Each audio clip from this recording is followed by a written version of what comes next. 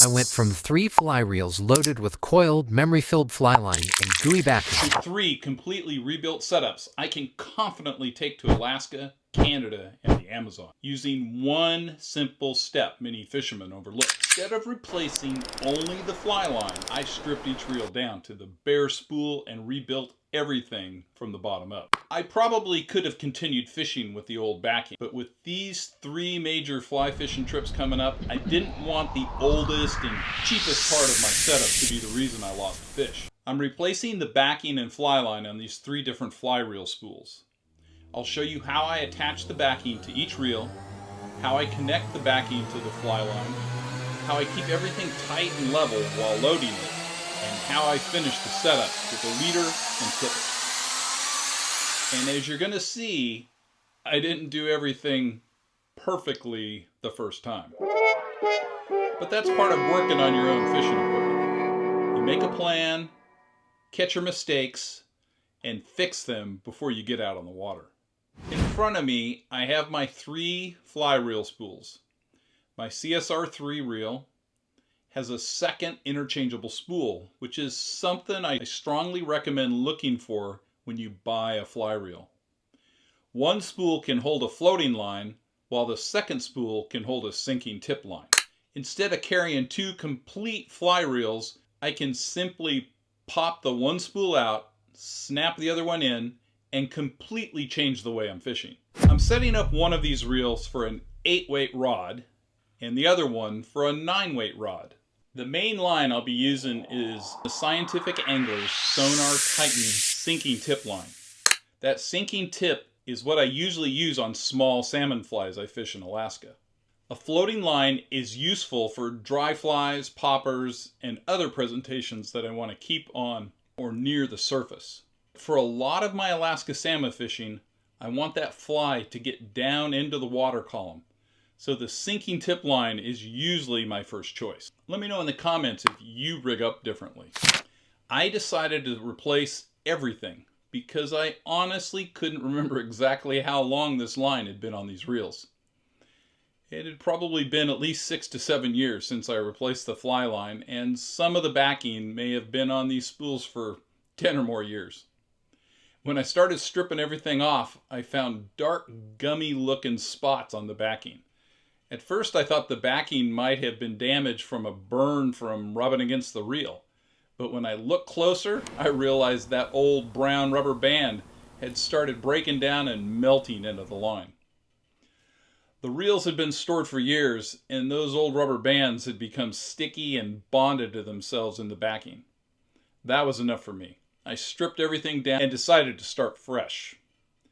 For this project, I bought 100 yards of backing for each reel. Some fishermen may want more backing than that, depending on what they're fishing for. If you're chasing tarpon or another large, powerful fish that can make extremely long runs, you may want a larger reel with 200 yards or more of backing. But I'm setting these reels up based on the fishing I actually do. In all my years of fishing with these reels, I can remember only a few fish getting very far into the backing. I may have had a silver salmon on Alaska pull 20 or 30 yards out of the backing, but I've never had it come close to taking 100 yards. For me, the backing is mostly insurance. It's there in case I hook a fish that makes a much longer run than expected.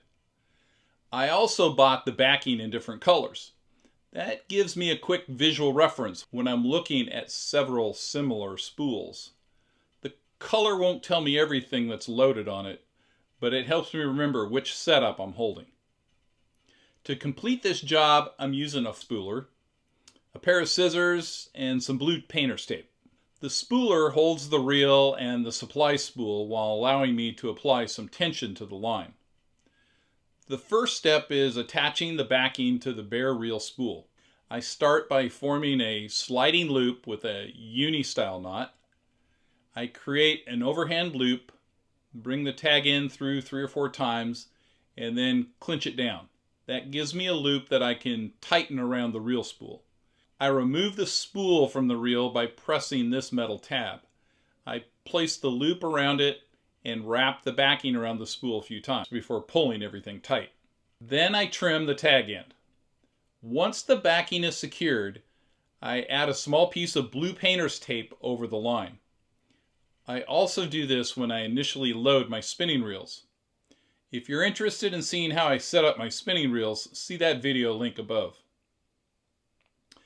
The knot should hold the backing by itself, but the tape helps prevent the line from slipping while I begin loading the spool. It doesn't have to look fancy. Once the reel is loaded, nobody's going to see that piece of tape again until the line is removed many years from now. Before I begin reeling, I make sure the spool is installed in the correct direction. This is one of the places where I initially got turned around. I needed that second cup of coffee. I hold my fly rod in my right hand and the reel in my left, so I need the reel configured for a left-hand retrieve. The line also needs to enter the reel in the correct direction. With the reel mounted below the rod, the line should feed onto the reel properly as I turn the handle forward. It is easy to install the spool backwards or accidentally route the backing around the wrong side of one of the reel supports. Before loading 100 yards of backing, turn the reel handle a few times to confirm everything is moving in the correct direction. That simple check can save you from having to remove it and start over.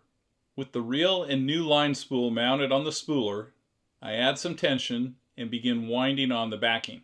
As the backing goes onto the reel, I guide it from side to side with my fingers. I don't want all the lines stacking up on the center or against one side of the spool.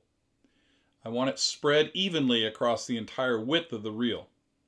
Once all 100 yards of backing are installed, I'm ready to connect the fly line. Many modern fly lines have welded loops already built into both ends. That makes connecting the backing, fly line, and leader much easier than it used to be. For one of these setups, I tie a surgeon's loop on the end of the backing. A surgeon's loop is basically an overhand loop that passes through the opening twice before being tightened. I make this loop large enough to pass the fly line package through it. I pull the backing loop through the welded loop in the back of the fly line, pass the entire fly line package through the backing loop, and pull the two loops together. That creates a strong loop-to-loop connection without needing a complicated knot. On another spool, where I'm transferring older line and didn't have the same loop connection available, I use an Albright knot. I form a loop in the heavier fly line, bring the backing through it, and wrap the backing neatly around the double fly line 7 times. Then I bring the backing back through the loop in the same direction it entered. I slowly tighten everything, making sure the wraps remain next to one another instead of crossing. Once the knot is seated, I trim both tag ends. Either connection can work. Which one you use depends on whether your fly line has a welded rear loop and how you prefer to rig your equipment. Now I'm ready to load the actual fly line. Scientific Anglers has moved away from the traditional plastic supply spools on some of its fly lines and is using this recyclable paper packaging. That reduces a lot of plastic waste, but this particular package didn't rotate very smoothly on my spooler. Instead of fighting it, I placed the line on the table and controlled the tension with my hand. Sometimes the simplest solution is the best one. I pinch the line lightly between my fingers and maintain tension while continuing to guide it back and forth across the reel. Once again, I want the line to go onto the reel firmly and evenly. As the sinking tip line goes onto the spool, you can see the different colored sections. The colors identify the different portions of the line. The running line, the head, and the sinking section each have a different purpose. The dark front section is the portion designed to sink and help pull the fly down into the water. I continue until I reach the welded loop at the front of the fly line. At this point, my original plan was to keep the setup extremely simple. I cut approximately 6 feet of 20-pound fluorocarbon and tied another surgeon's loop in one end. I connected that straight fluorocarbon leader to the front of the fly line with a loop-to-loop connection. For salmon and peacock bass, a heavy straight leader like this can work. But when I finally took this setup into the field, I made one change. Instead of fishing only the straight piece of 20-pound fluorocarbon, I removed it, installed a commercially made tapered leader. A tapered leader gradually reduces in diameter from the heavy butt section down toward the thinner end. That taper helps transfer energy from the fly line through the leader, allowing the leader and fly to turn over more smoothly at the end of the cast. Once the tapered leader was connected, I added a section of 20-pound tippet to the end. That gave me the easier turnover of a tapered leader while still providing the strength, abrasion resistance I wanted near the fly. Once each reel is loaded, I remove it from the spooler and prepare it for travel. I wrap the leader around the spool and secure everything with one of the reusable black rubber bands I keep on my wrist. I use these bands for all kinds of fishing jobs. Unlike the old brown rubber bands that melted into my backing, these hold up much better against age, heat, and sunlight. I've provided a link to them in the video description, along with many of the other supplies I've discussed in this video. I now have a primary sinking tip setup for my CSR3 reel and Sage 8-weight rod, a second reel for my TFO 9-weight rod, and a backup spool with 2-year-old sinking tip that can be quickly installed on my CSR3 in case of a catastrophic line failure. These reels are being prepared for 3 very different fishing trips.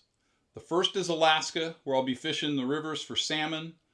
The second is a remote trip to Canada where I'm hoping to catch northern pike on topwater poppers. Playing keep away with northern pike as they chase down and explode on a fly rod popper is about as much fun as you can have with your clothes on. Then in January, a friend and I are heading into the Amazon to fly fish for peacock bass. That is why I didn't want to simply replace the visible fly line and assume everything underneath was fine. The backing may rarely leave the reel, but if a big fish finally pulls the line off that spool, that old backing suddenly becomes one of the most important parts of the entire setup. So I went from 3 reels loaded with line that was more than a decade old, with melted rubber stuck in the backing, to 3 clean, organized, trip-ready fly reel setups. And the overlooked trick was simple. Don't just replace the part you can see. Strip the reel down, inspect everything, and rebuild it from the spool out. Now these reels are ready for Alaska, Canada, and the Amazon.